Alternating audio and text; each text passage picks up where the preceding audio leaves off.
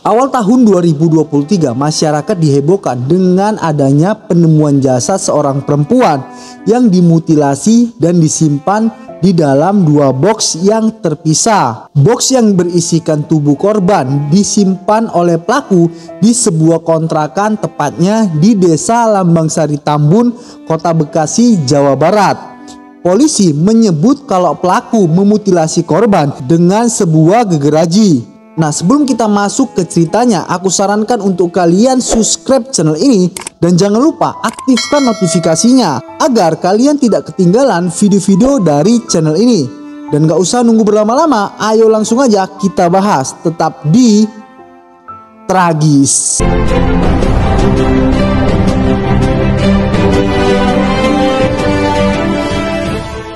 Kasus pembunuhan ini pelakunya adalah seorang pria yang bernama Muhammad Eki Listianto yang berusia 34 tahun. Lalu korbannya yang bernama Angela Hidriati Wayuningsi yang berusia 54 tahun. Korban tersebut dibunuh lalu dimutilasi. Terungkapnya kasus pembunuhan Angela ini berawal dari laporan istri pelaku yang suaminya belum pulang-pulang. Pada Desember 2022, saat itu istri Eki melaporkan hilangnya sang suami. Pada saat itu suaminya pamit pergi untuk mengambil uang di salah satu bank. Hasil penyelidikan, kepolisian mengungkapkan kalau si Eki ini menghilang dari rumahnya usai cekcok dengan istrinya pada 23 Desember 2022. Sejak itu Eki pergi dan menumpang menginap di kediaman rekannya selama beberapa hari kemudian. Pada 26 Desember 2022, Eki mendapatkan kabar bahwa dia dilaporkan hilang oleh sang istrinya ke kantor polisi. Mengetahui informasi itu, Eki justru berusaha menyembunyikan dirinya dari sang istri tersebut. Nah, kasus ini terungkap usai istri pelaku melaporkan pelaku yang hilang belum pulang-pulang sampai detik itu. Begitu sebaliknya dengan keluarga korban juga mencari keberadaan Angela. Pada saat itu 1 bulan tidak pernah mendengar kabar dari Angela. Lalu keluarga korban ini melaporkan hal tersebut ke kantor polisi. Di dalam tulisan laporan itu bahwa Angela nggak pulang-pulang sampai detik itu. Kemudian keluarga korban pun panik mencari Angela ke sana kemari, termasuk menghubungi pihak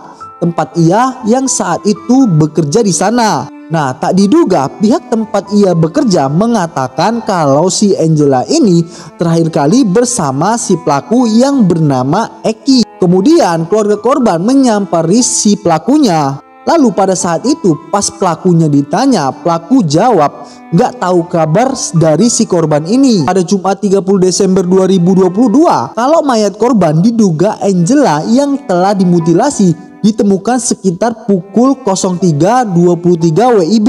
Penemuan mayat saat itu polisi mencari orang hilang atas nama Eki yang dilaporkan oleh istrinya. Pada saat itu polisi mendapatkan informasi keberadaan Eki di kontrakan tersebut. Kemudian polisi mendatangi kontrakan tersebut, bukannya menemukan Eki, malah polisi menemukan jasad yang diduga adalah Angela. Pada saat itu mayat itu terbungkus oleh sebuah kontainer lalu disimpan di kontrakan Eki itu. Pada 29 Desember 2022, Eki dijemput seorang temannya yang bernama Indah. Lalu mereka pergi untuk menjual perlengkapan bayi.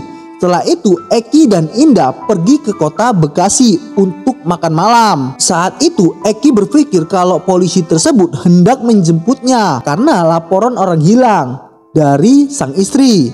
Dan saat itu pelaku belum ada keinginan untuk pulang sehingga pelaku memutar kendaraannya untuk berbalik arah. Kemudian pelaku rencana turun untuk di sebuah supermarket. Namun saat belum jauh dari kontrakannya, ada satu unit motor memalang dan menghalangi si Eki. Kemudian beberapa petugas polisi mengamankan pelaku dan menanyakan perihal 2 buah kontainer yang berisikan jasad manusia di dalam sebuah box kontainer yang dibungkus oleh plastik. Lalu pada saat itu pelaku dibawa untuk dimintai keterangan tersebut usai mendapatkan sebuah jasad yang dimutilasi di kontrakannya itu. Nah, sekarang kita masuk awal mula pelaku menghabisi korban. Eki dan Angela berkenalan pada Juli 2018 secara daring melalui forum perkebunan di salah satu media sosial. Pada 17 Agustus 2018, Eki dan Angela bertemu di salah satu mal di Jakarta. Kemudian pada saat mereka bertemu, Eki dan Angela ini kemudian membahas soal perkebunan hidroponik saat mereka pada saat itu bertemu di salah satu mal. Komunikasi dan pertemuan keduanya kemudian berlanjut hingga akhirnya pada September 2018. Keduanya mulai menjalin asmara. Tak berlangsung lama, pada Februari 2019 Eki menikah dengan wanita lain. Setelah menikah, Eki dan Angela hampir tidak pernah berkomunikasi. Kemudian setelah pelaku menikah, yaitu pada pertengahan bulan Februari 2019, saudara Angela ini tiba-tiba datang ke rumah orang tua Eki, tepatnya di kota Bandung. Tanpa memberitahu Eki, si Angela ini mendatangi rumah orang tuanya tersebut. Lalu si Angela ini menanyakan kabar keberadaan si Eki. Kemudian pada saat itu mereka bertemu. Komunikasi antara pelaku dan saudara Angela pun kembali lagi. Kemudian pada saat itu mereka bertemu di salah satu apartemen Taman Rasuna milik Angela pada 24 Juni 2019. Di tengah pembicaraan, Angela kemudian menyampaikan kekecewaannya terhadap Eki yang tidak menikahinya dan malah memilih perempuan lain untuk dinikahinya. Pembicaraan keduanya semakin panas karena Angela mengancam bakal ngebocori hubungan gelap antara mereka yang pada saat itu dikatakan Eki ini sudah menikah dan kemudian menjalin hubungan gelap dengan si Angela. Sesaat kemudian Eki mendorong Angela sampai jatuh karena pada saat itu Eki nggak tahu mau ngapain. Kemudian Eki ini mencekik Angela. Dan pada saat itu Angela dikatakan meninggal atas cekikan dari si Eki ini. Sehari pembunuhan itu si Eki ini mulai menguasai harta korban. Pelaku mengambil ponsel dan kartu ATM untuk mengurus uang di dalam rekening. Penarikan uang tunai dan transfer saldo pun dilakukan Eki secara bertahap. Gak hanya itu juga, setelah itu Eki membuat surat perjanjian jual beli palsu apartemen milik si Angela ini dengan seharga 1 miliar pada pertengahan Juli 2019 tanpa tanda tangan korban selaku pihak penjual dan saksi-saksi jual beli. Di dalam surat dibuat sendiri oleh si Eki. Surat itu lalu diserahkan ke pengelolaan apartemen untuk pemindahan kepemilikan. Nah, dikatakan si Eki ini memalsukan surat tersebut atas hak milik si Eki sendiri. Lalu keluarga korban mengungkapkan sebetulnya sudah menaruh curiga dengan si Eki ini sejak Angela hilang kabar pada 2019.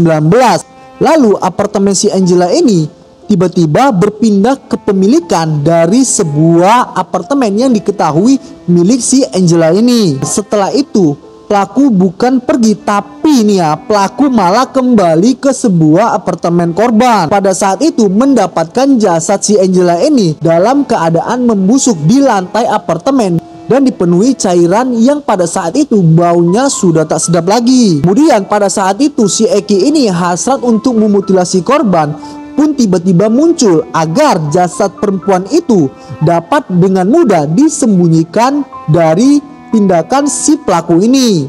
Bermodalkan gegeraji, Eki melakukan aksi kejinya dan menyimpan jasad korban ke dalam 2 box kontainer yang terpisah. Setelah 4 bulan penyimpanan jasad Angela ini di gudang apartemen, Eki memutuskan untuk memindahkan 2 box tersebut di rumah kontrakannya, tepatnya di Mustika Jaya, Kota Bekasi. Beberapa bulan kemudian, tepatnya 2021, Eki kembali memindahkan jasad si Angela ini ke rumah kontrakan lain yang dia sewa, tepatnya di Tambun Selatan, Kabupaten Bekasi. Pakar psikologi forensik menilai Eki diduga memutilasi korban karena bingung untuk menghilangkan jejaknya. Karena itulah si pelaku memutilasi korban dengan cara dipotong-potong. Sementara itu, Kabid Dokes Polda Metro Jaya Kombes Heri Wijatmoko menyatakan pihaknya belum bisa memberikan keterangan tentang jumlah potongan tubuh korban yang bernama Angela